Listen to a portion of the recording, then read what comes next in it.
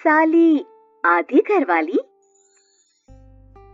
सिमरन की छोटी बहन विभा माँ के होते हुए भी सिमरन के ही पीछे लगी रहती थी।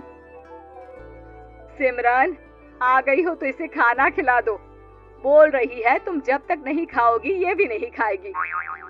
क्या है विभा, तुम खा लिया करो ना, मुझे ऑफिस से आने में देर हो जाती है। और कोई छोटी बच्ची तो हो नहीं तुम जो खाना भी नहीं खाती हो कि दीदी आएगी तो ही खाऊंगी। हाँ हाँ, छोटी बच्ची ही समझ लो। और एक बात, जब आपको पता है कि मैं आपके बिना नहीं खाती हूँ तो रोज रोज क्यों बोलती हो? अरे क्या है ये, दोनों बहनें कम माँ बेटी ज्यादा लगती हो। अरे दीदी की शादी हो जाएगी तब क्या करेगी बोल? जब होगी तब की तब देखेंगे। मैं तो दीदी के साथ ही रहूंगी हमेशा। दोनों की शादी ऐसे घर में कर देंगे जहाँ दो भाई हो। खैर, मामला आया गया हो जाता है। एक दिन सिमरन के पापा जब घर आते हैं। तुम लोगों के लिए अच्छी खबर है, वर्मा जी है ना मेरे दोस्त, उन्होंने सिमरन बेटी के लिए रिश्ता बताया है। बहुत अच्छा लड़का है, सिमरन को भी पसंद कर लिया और कल वो लोग आ रहे हैं सिमरन को देखने अपने घर। सिद्धांत अपने माता पिता के साथ सिमरन को देखने आता है। उसे सिमरन अच्छी लगती है और शादी तय हो जाती है। सिद्धांत की माँ कहती है, अब तो हम लोग ले जाएंगे जल्द ही अपनी सिमरन को यहाँ से।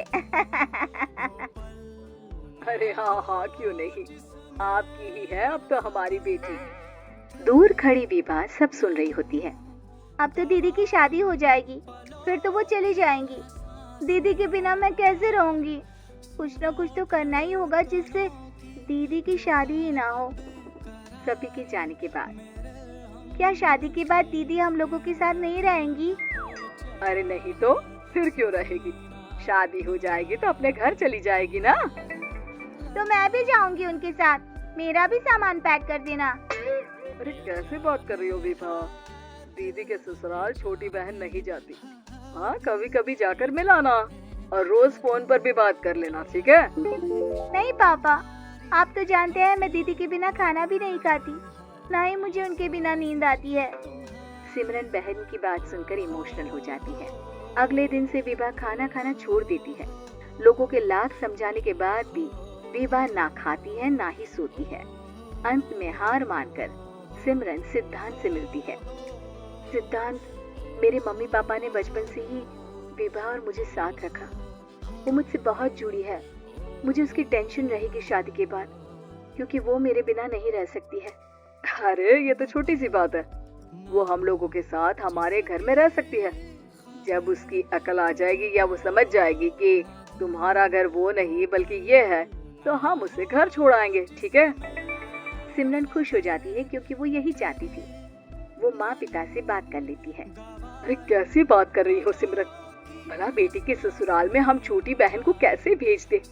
जमाना क्या कहेगा? अरे तो पागल हो गया है, मना कर दे। इस शादी में इन लोगों का तो ये चलता ही रहेगा, कभी बहन यहाँ आ रही है, कभी वो बहन के पास जा रही है। अरे शादी हो रही है, कोई मजाक थोड़ी ना हो रहा है ना बाबा ना। बहुत कैसी बात कर रही हो? सिमरन से मैं जुड़ाव महसूस कर रहा हूँ और इतनी सी बात के लिए इतनी अच्छी लड़की को कैसे छोड़ सकता हूँ? सिद्धांत की भी जिद होती है कि वो सिर्फ सिमरन से ही शादी करेगा और होता भी वैसा ही है। सिद्धांत और सिमरन की शादी हो जाती है और दहेज में आ जाती है विभा। शादी के बाद बुआ सास कहती है, अरे माँ ना, साली आधी घर वाली होती है, लेकिन ये क्या, तुम तो उसे घर ही ले आए। तभी चाची कहती है, सिद्धांत को तो हम लोगों ने सीधा समझा था, लेकिन सबसे तेज तो यही निकला। अरे देखो कैसे दहेज तो नहीं लिया, लेकिन साली पर कब्जा कर लिया।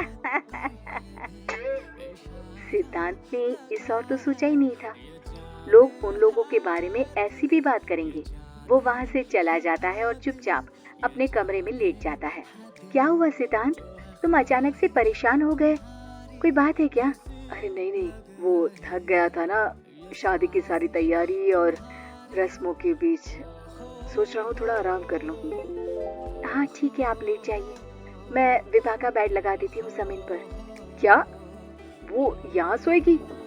हाँ, बताया तो था कि उसे नींद नहीं आती मेरे बिना। तो तुम आराम से लेटो ऊपर, हम लोग नीचे बिछा लेते हैं। अरे नहीं नहीं, तुम दोनों आराम से लेटो ऊपर, मैं माँ पापा के रूम में जा रहा हूँ। सिद्धांत वहाँ से दूसरे कमरे में चला जाता है, जहाँ सिद्धांत के पिता उससे कहते हैं, क्या बात है बेटा, तू उस कमरे में क्यों नहीं सो रहा? बहू से लड़ाई हो गई है क्या शादी के पहले दिन ही? अब नहीं पापा, वो दोनों बहनों को बात करनी थी और मुझे नींद आ रही है, तो मैं यहाँ सोने चला आया। अगले दिन सिद्धांत तैयार होकर ऑफिस जाता है। ऑफिस में लंच के वक्त दोस्त कहता है, क्या बात है सिद्धांत, इतना सारा खाना एक ही दिन में? हाँ यार, वो सिमरन को खाना बनाने का शौक है तो उसी ने बनाया है। यार हम लोगों की तो सिर्फ एक ही बीवी है, इसकी तो दो है ना। सिद्धांत को गुस्सा आ जाता है। कैसी बात कर रहा है तू? अरे तू तो भाग्यशाली है जो बीवी के साथ साथ साली भी आ गई। अरे साली लोगों की तो आधी घरवाली होती है, तुझे तो पूरी की पूरी मिल गई। सिद्धांत का पारा अब 7वें आसमान में पहुंच जाता है। वो खड़ा होकर उस लड़के से लड़ने लगता है। हाँ, मेरी शादी में मेरी बीवी के साथ मेरी साली भी आई है, ये सच है, लेकिन सिर्फ कुछ समय के लिए, क्योंकि उसने सिमरन को बचपन से ही माँ की तरह देखा और यूं अचानक वो सिमरन से अलग नहीं रह सकती थी। इसलिए सोचो, अगर मेरी बीवी उसके लिए माँ का स्थान रखती है तो मेरा दर्जा क्या हुआ? तभी वहाँ बॉस आ जाता है। माफ करना सिद्धांत, यहाँ इस मेंटल लेवल के लोग हैं, जरूरी नहीं साली सिर्फ आधी घरवाली ही हो, कभी वो छोटी बहन तो कभी बेटी भी होती है। वेल डन सिद्धांत। सिद्धांत को अब ऑफिस में कोई कुछ नहीं कहता, लेकिन आस पड़ोस का वो तो वही हाल रहता है। सिद्धांत ऑफिस से घर की ओर आ रहा होता है कि रास्ते में उसे अपनी कॉलोनी का दोस्त मिल जाता है। क्या बात है, चेहरे की चमक बता रही है, शादी से बड़ा खुश है तू, क्यों? हाँ यार, अच्छी लड़की और अच्छा परिवार मिलना कहाँ होता है जल्दी आजकल। यार हमें भी दिला देना ऐसा परिवार जहाँ एक के साथ एक फ्री की स्कीम चल रही हो। सिद्धांत को फिर गुस्सा आ जाता है। वो दोस्त को मारने के लिए हाथ उठाता ही है कि वहाँ विभा आ जाती है। अरे जीजू रहने दीजिए ना, ये लोग नहीं समझेंगे कि इंसानियत क्या होती है।